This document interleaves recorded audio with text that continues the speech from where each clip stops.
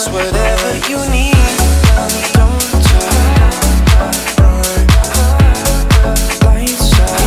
Friends अस्सलाम वालेकुम, my name is Didar and you are watching how to Ali. इस video में मैं आप लोगों को बताने वाला हूँ आप लोग अपनी मोबाइल की स्क्रीन कैसे रिकॉर्ड कर सकते हैं, वो भी आसानी से। तो चलिए शुरुआत करते हैं।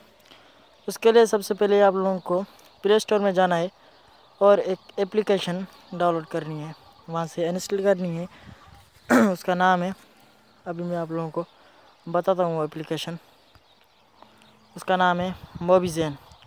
यही है मोबिज़न की तरफ से, मोबिज़न स्क्रीन रिकॉर्डर कैप्चर एडिट। आप इससे वीडियो एडिट भी कर सकते हैं। आप इससे वीडियो अपनी खुद की स्क्रीन मोबाइल की रिकॉर्ड करके अपलोड कर सकते हैं। तो चलिए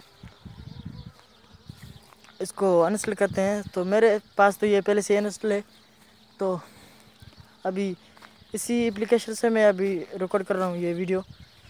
सो देखने के लिए बहुत शुक्रिया। अगर ये मेरा वीडियो आप लोगों को पसंद आए तो लाइक करना ज़रूर, लाइक करना मत भूलना।